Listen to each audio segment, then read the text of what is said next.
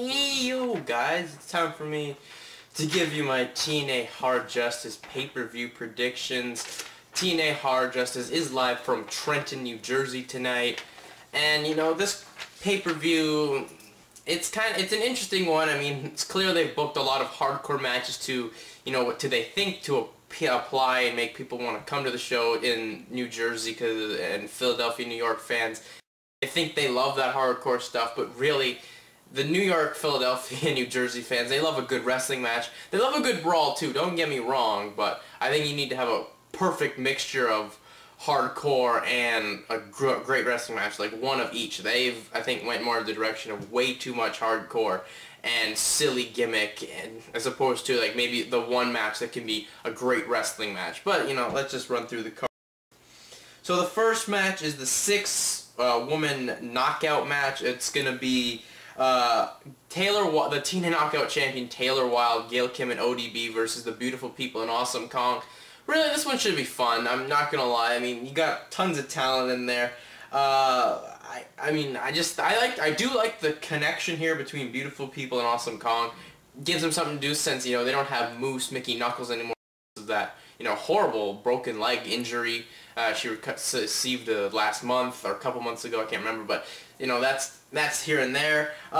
Prediction wise, I'd say you gotta go with the beautiful people in Awesome Kong. Mainly Kong getting the win on the fall, I would say, on Taylor Wilde, just to set up a match for No Surrender, because Taylor has really no opponent. She beat Kong miraculously, and then she like absolutely beat both the beautiful people, or I know she beat Velvet Sky, and some of the worst booking I've ever seen on Impact. And then it's just you have to give it to them, and it would be smart to go there. And knowing TNA, they're probably going to book the baby faces to go over here when it doesn't make sense for them to do it, unless you get maybe an ODB heel turn, which is, but I don't see them going like that. And since ODB is so over, like, why would you turn her heel? So Kong should get the fall on Wilde here, set up that match. Then we have the black tie brawl and chain match. Yeah, so Sonjay, Dutt, and Jay Lethal are going to be tied to a chain wearing tuxedos. And the only way you can win is either pinfall submission or ripping the tuxedo off. It's a slavery match. That's basically what this is. It's just I can't believe it. I never thought I would see a chain match and a tuxedo match in one. And I just don't care about this match at all, since they absolutely ruined this feud back at Slammiversary with having all the legends like Jake Roberts, Kamala, Coco Beware put a beat down on Dutt, and I just don't care. I just don't. Really, I mean, you're gonna get a match. I mean, come on. You would have probably had a much better match if you kept it a chain match. You maybe would have had obviously you would have had a lot better match than what you got. You're gonna get here. And I don't know what to. I'm just flabbergasted at this stipulation here. Really, prediction, I'm gonna probably go with Dutt, just because they should end it and have Lethal go over, but I just don't see that. I maybe see Val officially turning heel and going with Dutt, and then they, you know, go have a blow-off match at No Surrender or a Bound for Glory and keep it off the pay-per-view for the next month, which wouldn't make any sense, but that's what they probably would do. That's what I see happening there. I see Dutt just going over Lethal here and have everything like that go down. Then we go to the next match, which is a match I'm really looking forward to seeing. It's the X-Division Championship match. Maple Leaf Wrestle Petey Williams versus Consequences Creed. This should be a good match. Good solid match. I mean, Petey, he has delivered very well since becoming X-Division Champion. Has been on TV that much, but he's been able to put on great matches with all his opponents, really, and, you know, he steal the show in many levels, I would say, to steal the show. And, you know, he's with Creed here. Creed, you know, maybe he's getting a little too quick, but still, I see him going over here and getting the win. We have a new X-Division champion. Since Scott Steiner's off and injured, we don't have much for Petey Williams to do.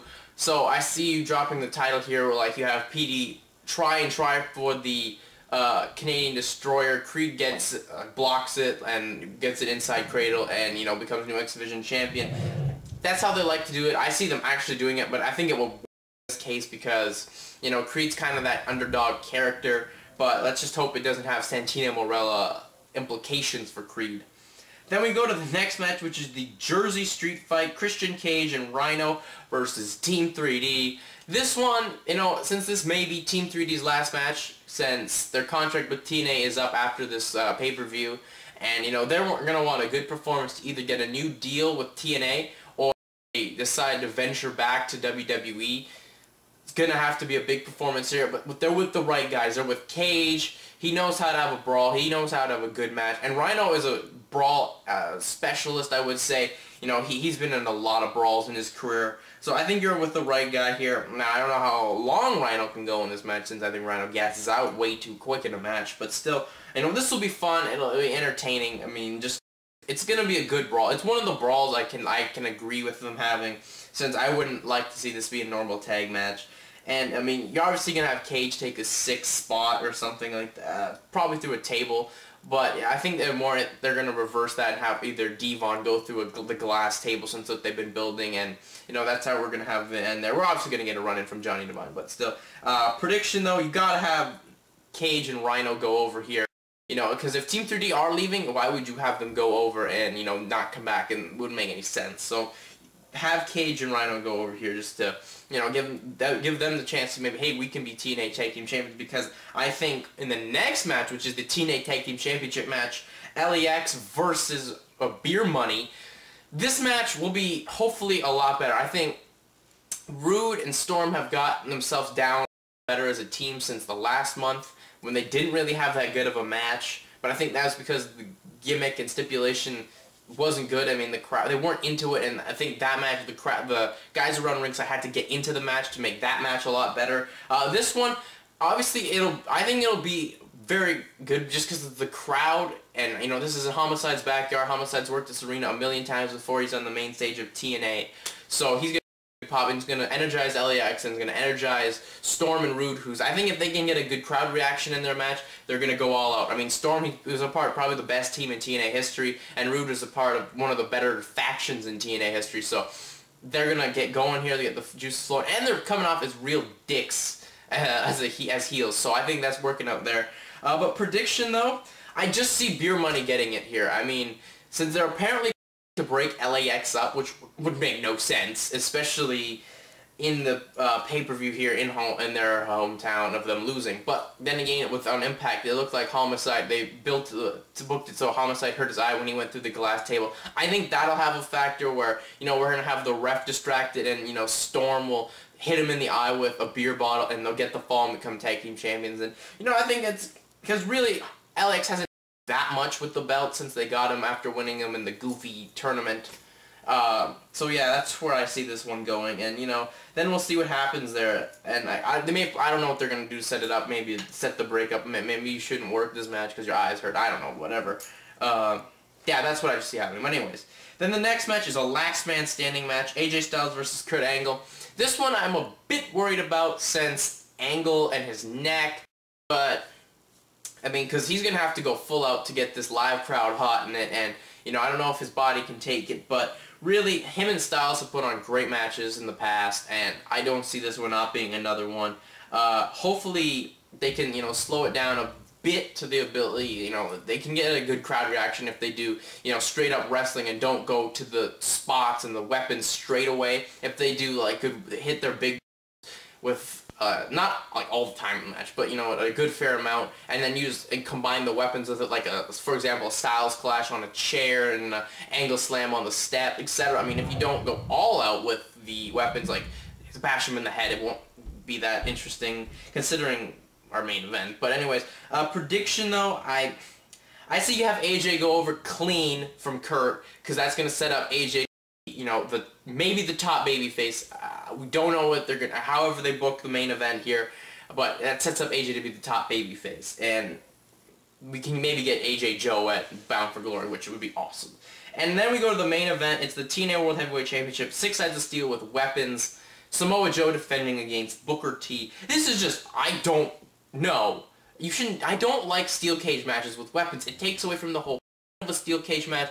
Steel cage is to keep weapons and people like that out of it, and they're just throwing it in there. Doesn't make any sense. I mean, the match could be okay, but I don't like the weapons factor. And then the fact they're more focusing this on Sting than these two having a match. I don't like that at all. And I see Booker T... no, I'm sorry. I see Samoa Joe getting the win here. Samoa Joe needs the win. He needs to, you know, be cemented as the man by defeating Booker clean. You know, you can tease Sting come down or something.